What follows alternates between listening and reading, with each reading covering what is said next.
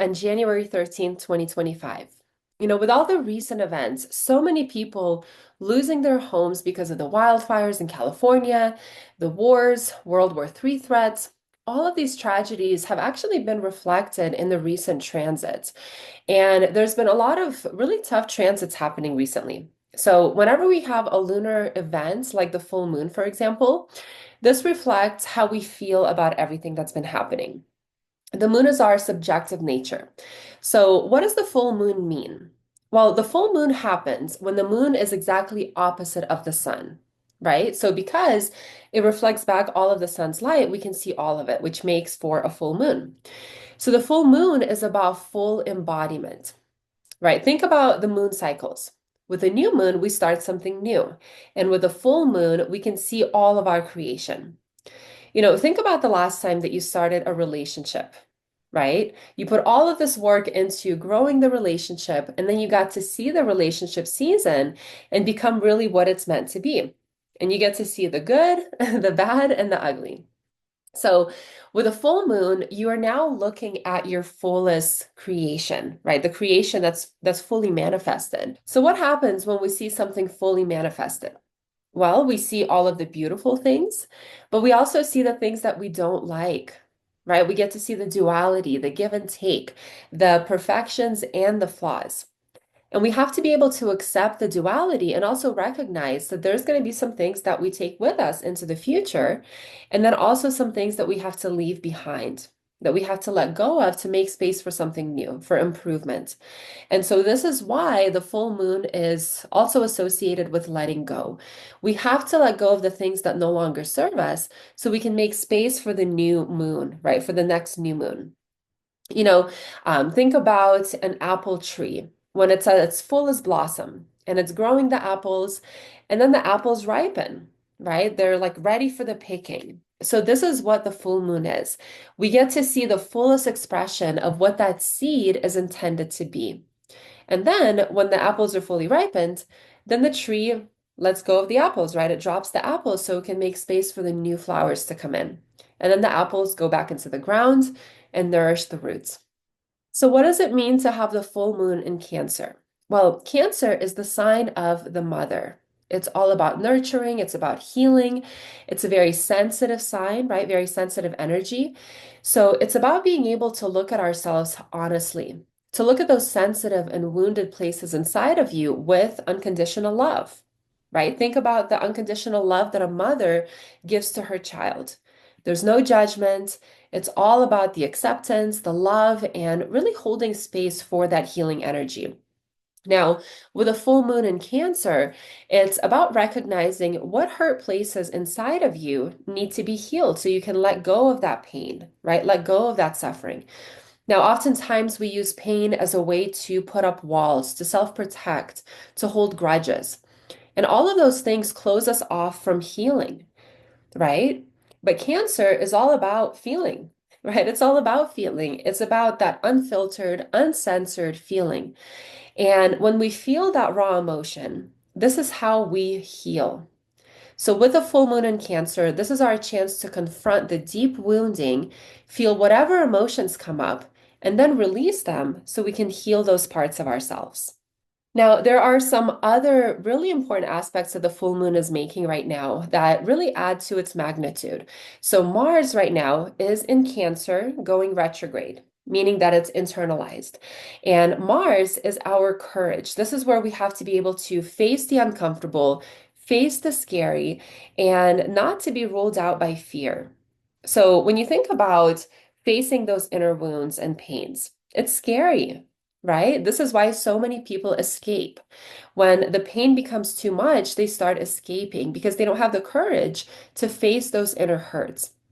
But Mars being in conjunction with a full moon gives us that courage, but we have to use it in a healthy way. Right, because Mars also has a shadow side, which is it can self-implode.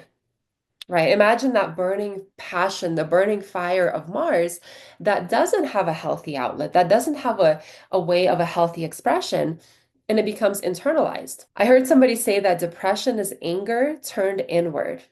So that is the shadow side of Mars. It can burn inward, it can turn that aggression in on itself. right? Turning into anger, turning into hate, turning into depression. So be very mindful of, are you using that Mars energy in the healthy way, in the way that gives you courage to look into those places where you got hurt and the courage to actually face them and heal them. So there's another interesting aspect right now happening because the sun is conjuncting Pluto, which creates a natural opposition to the full moon.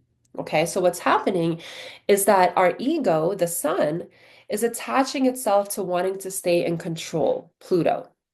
So with this transit, there's a power dynamic happening, right? We want to stay in control because we believe that control equals power. We don't want to face those vulnerabilities that the full moon wants us to do because they make us feel powerless against them. So there's this kind of push and pull happening between facing our vulnerabilities, the aches, the wounds, so we can start to heal them. And then on the other hand, wanting to bury those vulnerabilities so we can stay in control because this is how the ego protects itself. So this is the power struggle happening with the opposition between the moon conjuncting Mars and the sun conjuncting Pluto. Another aspect that's happening is that Venus is conjuncting Saturn, and both of them are squaring Jupiter. So during this time, it's easy to be closed off in your relationships, right? In our relationships with each other. So being cold, being domineering, wanting to control our relationships and the people around us, maybe even feeling superior or that we're better than other people, right? Having that my way or the highway mindset. So be careful not to get caught up in that. The full moon and Mars are also going to be sextiling Uranus during this full moon. So the good thing is that we can expect some positive, unexpected breakthroughs. So whenever Uranus is involved, there's shock, there's unexpected events. But because it's a sextile, it's a positive aspect that's going to move us toward progress. So even though there's been a lot of tough and challenging things happening, we can expect to get some help there. Now, lastly, the full moon is also creating a trine to Neptune, which is forming a conjunction to the North Node in Pisces. So let's talk about what it means to have Neptune conjunct Pisces. Neptune is the ruler of Pisces. Now, both of them share in common the fact that they both rule the spiritual domain, right? We're talking about transcendence, connection to God, to the divine. They rule everything mystical, right? Things that are beyond our physical world. They rule the interconnectedness of everything. So the North Node, which just went into Pisces, this is our unfolding karma. And because I'm an evolutionary astrologer, I believe in past lives. So in evolutionary astrology, your South Node is your past life. And the North Node, as my mentor Stephen Forrest called it, this is the soul's medicine, right? This is the goal. This is where you need to move toward, to move away from your karma. So, how do we work through that karma in a way that pushes us towards our soul's growth? And in this case, because we're all experiencing this, this is our collective soul we're talking about. So, the fact that Neptune is in conjunction with the North Node in Pisces right now, this is a very spiritual time right now. And I think we can all feel it, right? With all the events happening in the world, the wildfires, the wars, the threats of World War III, the bombings, just all the tragedies that we're facing, we are facing our karma. We're being pushed toward a collective consciousness, realizing that we can't keep doing what we're doing, right? We have to understand how our actions impact each other, impact the earth, impact future generations. And we have to step into that place of interconnectedness, of unconditional love. We have to realize that there's something greater than just our egos. And we have to start learning how to transcend our egos for the greater good. And because Neptune and Pisces also are associated with loss and death, if we don't take these steps toward conscious evolution and helping humanity as a whole, we're not going to be here that much longer. So, with everything that we just talked about, with this full moon in Cancer, you have to be able to recognize and just look at some of those hurt places within yourself to have the courage to face them, to heal them, and to let them go, right? Let go of that control. Surrenders to something greater than yourself. Have trust, have faith, step into that place of unconditional love. Because what you're cultivating right now is fertile soil to plant something new for the next full moon. And if you're wanting to book an astrology reading or a shamanic healing to work through whatever it is that you're going through in your life right now, I'm Anastasia. I'm an evolutionary astrologer and a shamanic healer. So if you'd like to book a session with me, click the link in my bio. And I wish you an amazing full moon.